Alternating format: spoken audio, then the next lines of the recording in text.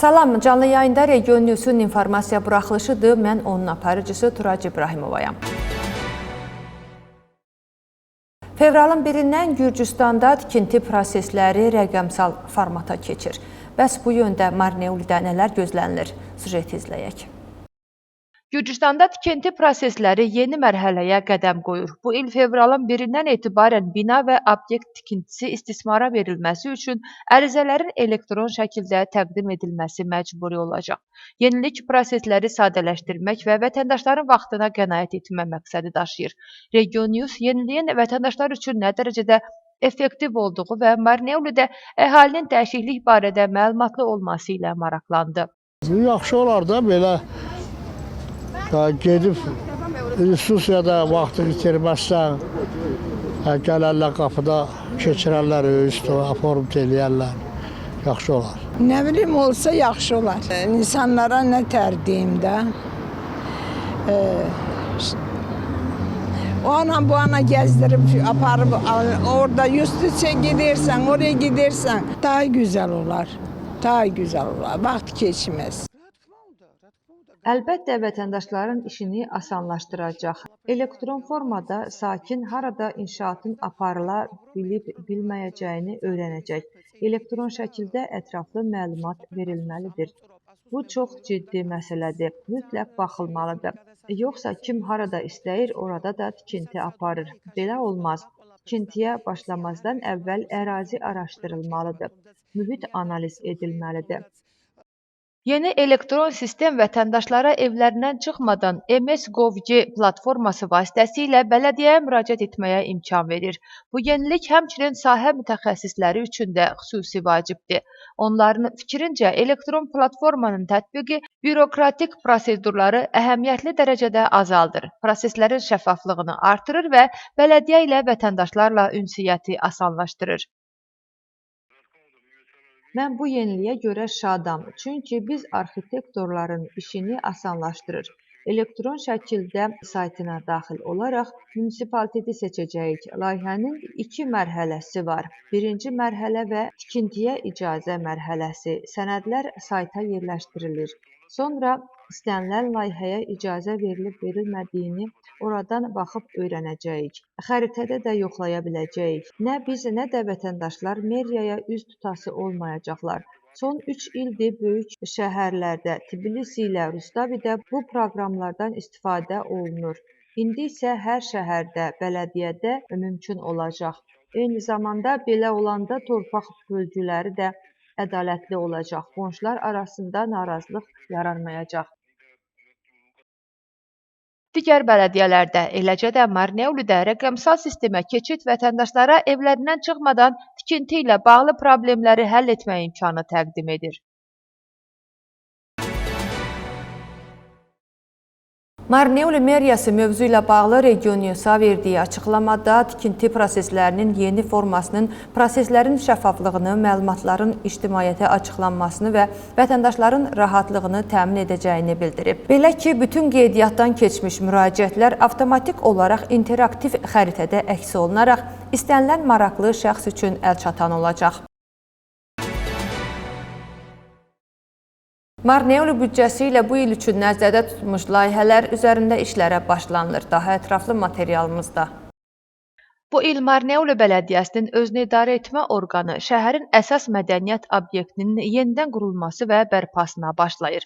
Tikinti işləri 3 il müddətinə planlaşdırılır. Layihə binanın daxili və xarici məkanlarının tam təmirini əhatə edir. Layihənin ümumi dəyəri 7 milyon 500 min laridir.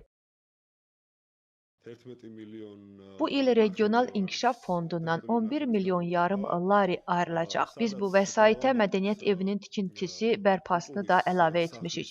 Bu ümumi dəyəri 7 milyon 500 min olan böyük bir layihədir. Layihə çoxillik keçid layihəsi olacaq. Bu ilin büdcəsindən 1 milyon yarım lari daxil etmişik ki, bunun da 1 milyon 400 min larisi Bələdiyyə İnkişaf Fondundan ayrılıb. Yerli büdcədən birgə maliyyələşdirmə 5% təşkil edir ki, bu da yerli büdcədən ayrılan 315 min laridir.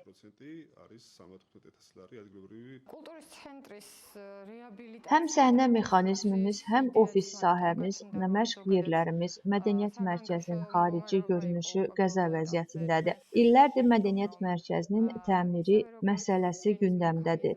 Bizə oxumaq üçün təlim keçmək istəyənlərin sayı günü-gündən artır deyə qərar verdik ki, mədəniyyət mərkəzi 3 hissədən ibarət olsun. Belə ki, kiçik teatr fəaliyyəti üçün zalımız olacaq. Məşqlər üçün ayrıca zal tikiləcək, həm də ofis mərkəzi olacaq. Yeni binada mərkəzin 2 əlavə məkanı yaranacaq. Səhnəmiz də təhlükəsizlik və müasir standartlara uyğunluq sarıdan yenilənəcək. Tikinti prosesi bizim tədris prosesimizə mane olmayacaq. Biz binanı boşaldandan sonra burada inşaya başlanılacaq. Mədəniyyət mərkəzi müvəqqəti olaraq başqa binalarda fəaliyyət göstərəcək.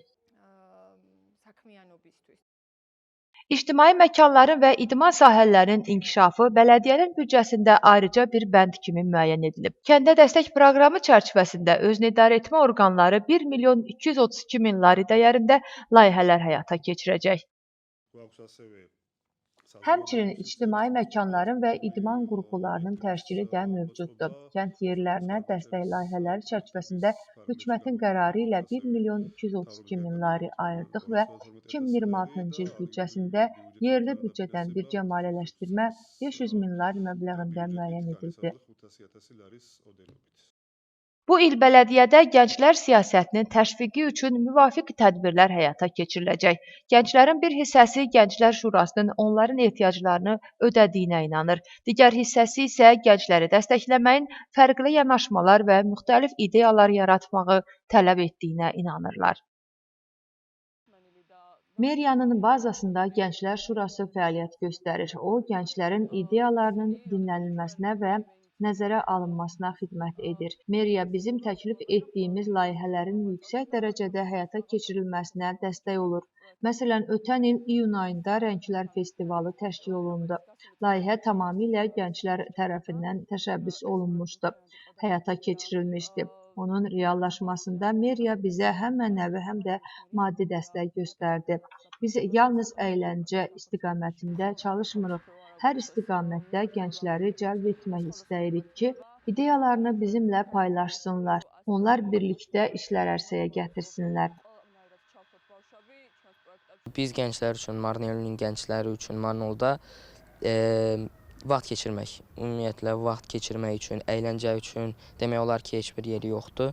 Parka və ya hər hansı bir futbol stadionuna getmək üçün uzaqlarda yerləşir. Ona görə biraz daha əlverişli şəraitdə olsaydı daha yaxşı olardı. Media tərəfindən təşkil olunmasını çox istəyərdim. Mən istəyərdim ki, bizim məhəlləmizdə dostlarımızla, uşaqlarla yığıla biləcəyimiz bir meydança və ya kiçik bir park olsun, vaxtımızı yaxşı və əyləncəli keçirmək üçün. Bir də teatr və ya kino üçün biz buradan Tbilisiyə gedirik və bu biraz bizə çətinlik yaradır. İstəyirik ki, Marneoldə də belə bir teatr və ya kino yeri olsun. Marneoli meriyası itlər üçün sığınacaq yaratsa çox əla olar. Küçələrdə sahibsiz, evsiz itlərin sayı çoxdur. Onlara qida lazımdır. Qışda isinməyə yer lazımdır. Marneolinin bəzi küçələrində nə park var, nə də stadion. Əgər onlar üçün də parklar salınsa yaxşıdır. Mövcud parkları da təmir etsinlər. Belə olanda ictimaiyyət də sevinər. Bilərlər ki, Marneoli meriyası insanların qayğısına qalır. Marneolinin Gənclər Şurası yerli gənclər ilə meriya arasında vasitəçidir. Biz hər şəkildə çalışırıq ki, gənclərin təşəbbüs və ideyaları meriyada səsləndirilsin və meriya tərəfindən dəstək alaq. 2025-ci ildə Gənclər Şurası tərəfindən bir çox layihə həyata keçdi. Bu şura üçün başlanğıc idi. Biz 2026-cı ildə daha çox və miqyaslı layihələr gözləyirik. Meriya da müvafiq dəstəyi göstərəcək. Qeyd edək ki, Marneolinin 2026-cı il büdcəsində gənclərin inkişafı üçün 230 min lari nəzərdə tutulub. Marneolidə hüquq mühafizə orqanlarının əməkdaşları dələduzluq ittihamı ilə 4 nəfəri həbs ediblər. İstintaq zamanı məlum olub ki, təqsirləndirilən şəxslər saxta qızıl əşyaları, saxta girov qoyur və müxtəlif vaxtlarda Marneuli ilə Tbilisidə yerləşən mikromaliyyə təşkilatlarından pul alıblar. Mikromaliyyə təşkilatlarına dəyən ümumi ziyan 48.845 larini təşkil edir. Bu cinayət 9 ilə qədər həbs cəzasını nəzərdə tutur. Və salam hörmətli tamaşaçılar, yenidən görüşmək ümidi ilə sağ olun, sağlıqla qalın.